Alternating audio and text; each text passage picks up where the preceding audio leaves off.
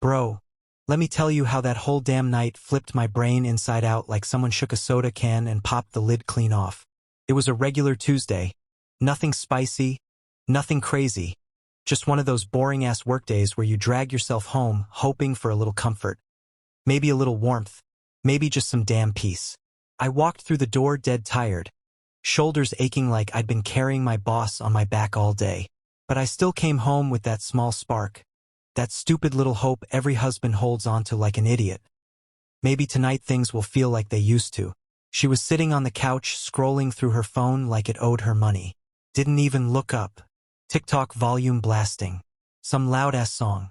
I stood there like, damn. Hi to you too, I guess. But whatever, we've been dry for weeks. I tried not to take it personal. I went to shower, put on some cologne she used to like, and walked into the bedroom thinking maybe, just maybe, tonight she'd see me, not the ghost she's been living with. I leaned down, kissed her neck softly, not even pushing anything heavy, just trying to connect like a human. And she snapped, like I just asked her to donate a kidney. Don't touch me. I froze, blinked twice, thought maybe she was joking or just cranky. But she turned around, eyes cold as a damn freezer door. I said, don't touch me. I have self-respect. Bro, that line slammed into my chest like a shovel. Self-respect? From me touching my wife? My woman? The same woman who used to drag me to bed like I was some damn snack she couldn't wait to unwrap? I stepped back slowly, heart bruised like someone stomped on it. My throat got tight, but I swallowed it because men ain't supposed to look hurt. So I just nodded like a clown, pretended I didn't feel like my ribs were cracking. Okay, I said, calm. But inside, something snapped too, quietly, like a wire pulling loose. I slept on the damn edge of the bed that night, facing the wall like a stranger in my own house. Her breathing next to me sounded like thunder, every inhale reminding me she pushed me away like I was dirt. In the morning, she was suddenly all sunshine, the fakest version of her, acting like nothing happened, asking me for things, making demands like the queen of a kingdom she forgot I built. Pick up groceries, pay the internet bill, drop me at work, my car's low on fuel, leave money on the counter. I looked right at her, dead calm. Don't ask me. I have self-respect. She blinked fast, confused as hell, like someone unplugged her brain. What? She snapped. I repeated it slow, sharp, surgical. Don't ask me. I have self-respect. The way her mouth fell open? Bro, priceless. You'd think I slapped her with a fish. Suddenly she remembered every damn atom of what she said. But instead of apologizing, she acted offended. Classic. What kind of childish nonsense is this? She barked. Childish? Nah, childish was her treating me like a doormat. I grabbed my keys and walked out without another word. And damn, it felt good. The air outside felt lighter, like I'd been choking inside that house for months. At work, I couldn't focus. My brain kept replaying her words on a loop, burning hotter every time. Don't touch me, I have self-respect. Like I was some stranger invading her space. Like our marriage meant jack shit. I poured myself into work, but anger sat on my shoulders all day, heavy as cement. When I came home, she was waiting, hands on hips, eyebrows raised, ready for round two. You ignored me all day, she complained. Nah, I said. I respected your rules. Her eyes narrowed. What rules? The ones you made. I don't touch you, you don't ask me for shit. Her jaw clenched. She crossed her arms like that would make her look powerful, but she looked more like a kid losing an argument. Stop being dramatic. Stop being disrespectful. Her nostrils flared. I wasn't disrespectful. You literally shoved me away like I was nasty. I didn't shove you. I just said I didn't want. You said it like I was dirt. Silence. She didn't like hearing her own words thrown back. I walked past her and cracked open a soda, sat on the couch and turned on the TV. And holy hell, she lost it. Why are you acting like this? Like what? I said coolly, sipping my drink. Like I'm the enemy. Oh no, I said. You made that choice for both of us last night. She threw her hands up dramatically. You're unbelievable. I was tired. Okay? Is being tired a crime now? You could have said that without humiliating me. She opened her mouth, closed it, then tried again. But the more she spoke, the more tangled she got. The more frantic. The more guilty. She hated losing control, especially of me. The night spiraled into this silent tension, thick enough to slice. She slept turned away from me, breathing fast. I could tell she was mad I didn't chase her, didn't apologize, didn't try to fix anything. But for the first time in a long-ass while, I wasn't carrying the whole damn relationship on my back. The next morning, she tried again. Drop me off? My car still needs fuel. I didn't even look up from my phone. Don't ask me. I have self-respect. Her face went red, firetruck red. She stormed off, slamming doors like she was trying to break the house. And for the first time, I felt something I hadn't felt in years. Freedom. Not the kind where you leave. The kind where you finally see things clearly. But the real explosion came later that week. Because when a woman like her loses control of the man she used to command like a remote-controlled toy, she doesn't take it well. She doesn't take it quietly. She goes full psycho mode. And trust me, brother, she was about to show me just how far she could go to get the power back. The first real sign that she was spiraling came on Friday night. I walked in from work, tossed my keys on the counter, grabbed a bottle of water, and all I wanted was to chill. The week had chewed me up like a bad piece of gum. I was drained, irritated, and honestly done with her attitude. But the second I stepped into the living room, bro, she was sitting there like some villain waiting for her dramatic entrance. Back straight, legs crossed, chin tilted high, eyes locked on me like she was about to deliver a full TED talk on how I'd wronged her. I didn't even say hi, just walked past her, cracked my bottle open, and took a long sip. Then she launched. So this is how you're going to act now? I didn't even look up. I'm acting exactly how you taught me. You're being childish, she snapped. And you were being disrespectful, I replied calmly. She shot up from the couch like a cat that heard fireworks. So one moment where I said no suddenly gives you the right to ignore me all week? I put the bottle down slowly and finally looked at her. One moment, I asked. You think what you said was some tiny little thing? She rolled her eyes. God, you're so dramatic. I said I didn't want to be touched because I was tired. Why do men always take everything personally? Grow up. Oh, I said, leaning back. So telling your husband don't touch me, I have self-respect, is just you being tired? She opened her mouth, but I kept going. Not, I'm not in the mood. Not, I'm exhausted. Not maybe tomorrow. You made it sound like touching me was beneath you. Her lips trembled. She hated when her own words cornered her. You're twisting it. No, I said.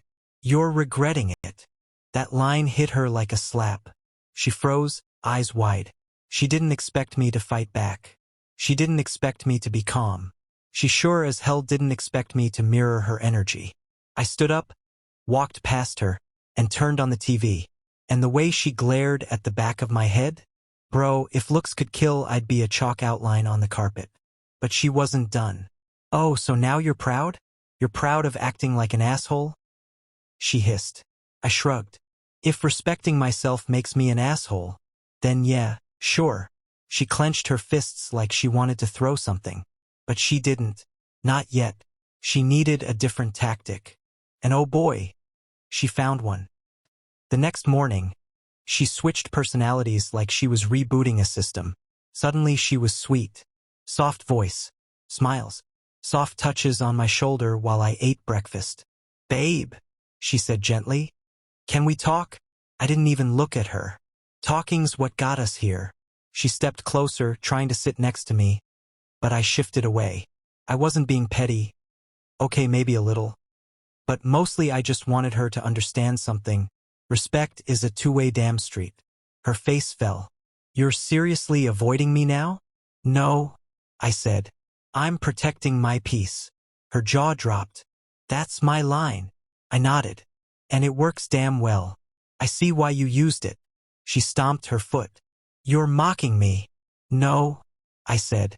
I'm treating you with the same standards you set. She threw her hands up. This is insane. I apologized. No. Incorrecte. You justified. Very different. And just like that, her fake sweetness evaporated like vapor. Her eyes sharpened. Her breathing got faster. And her pride. Oh man, her pride was bleeding out all over the floor. You're doing this on purpose, she hissed. You're trying to punish me. For once, I said. I'm doing something for myself. She went silent. Not calm silent. Dangerous silent. The type of silent where a woman starts plotting. And that's when the crazy began. That evening, I was chilling on the balcony, scrolling on my phone, enjoying a rare breeze, when I heard the sound of her crying inside. Loud, dramatic, like a damn Bollywood scene. I sighed and walked in. What now? She was on the couch, wiping tears dramatically, shoulders shaking like she was performing for an audience.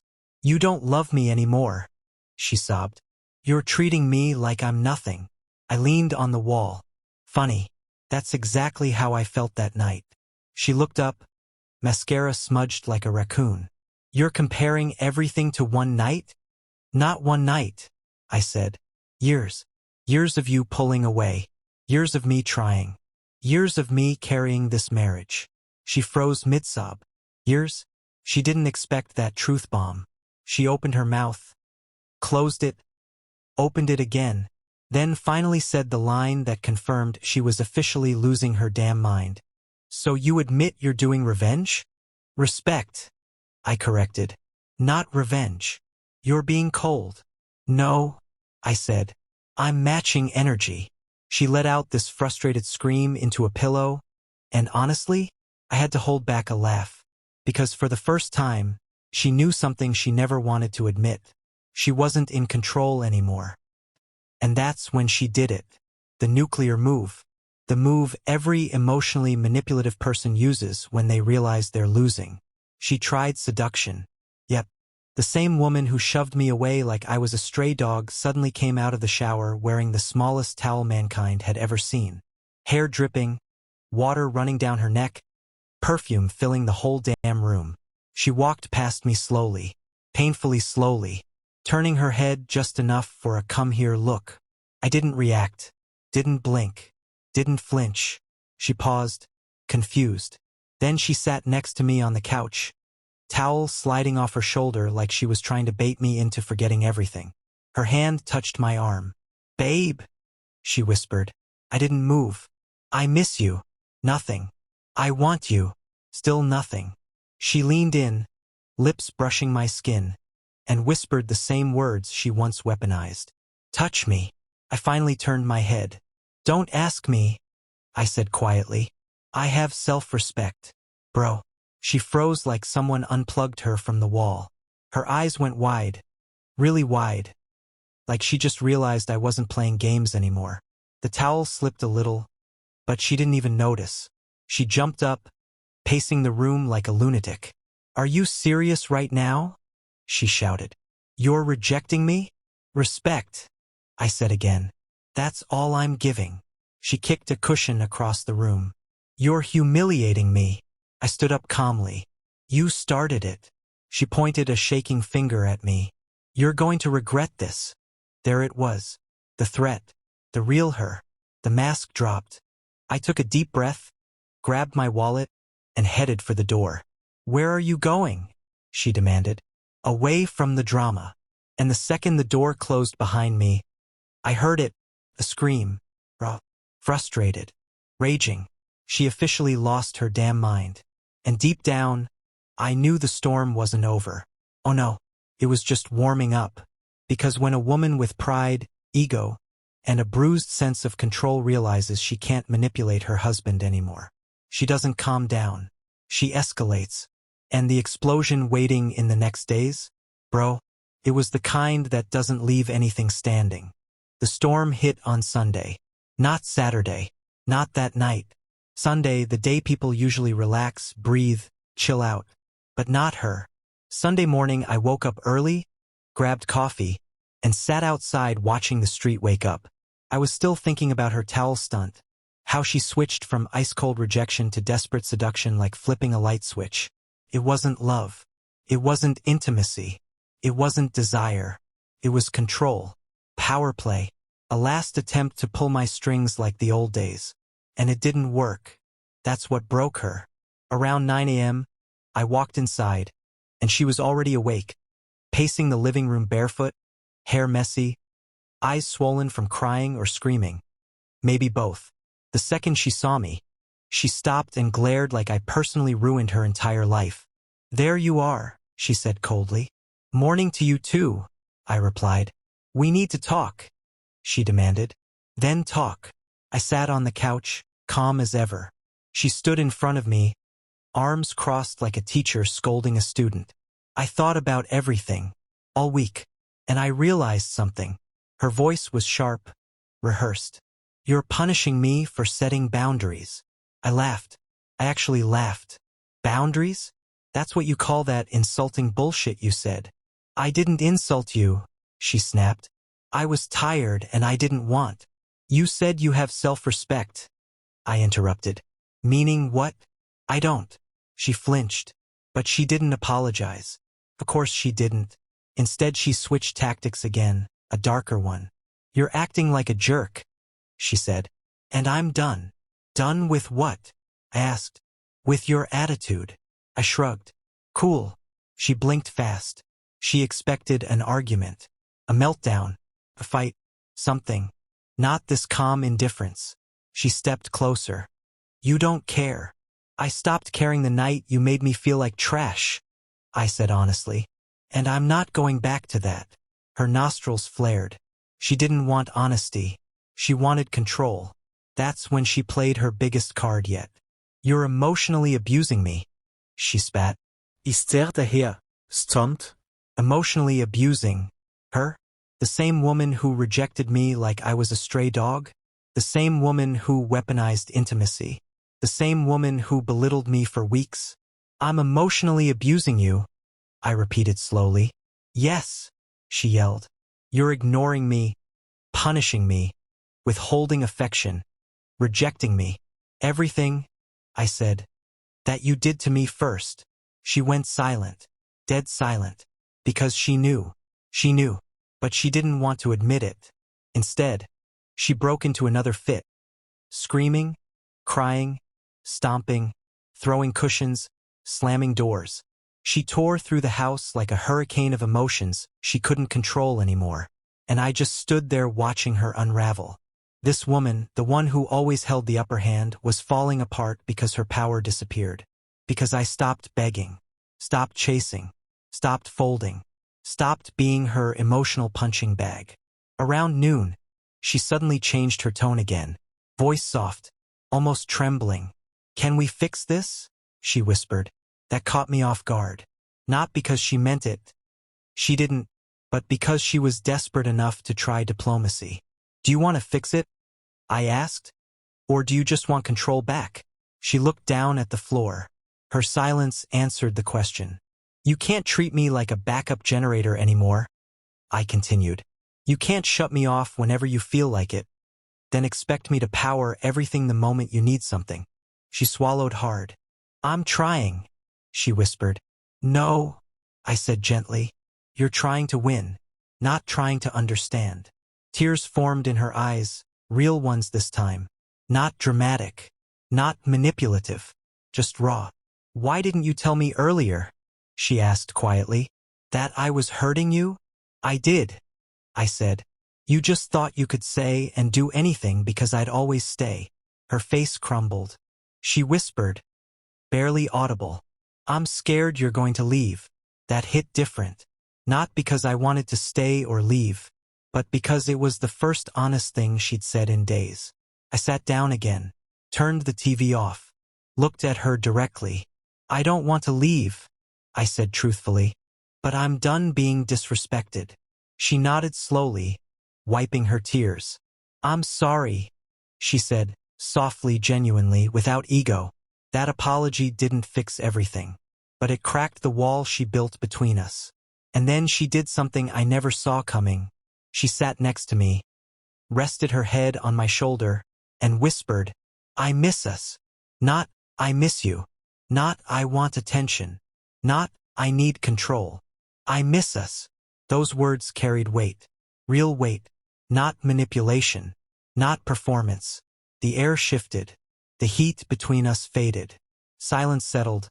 Not tense, not angry, just heavy, emotional.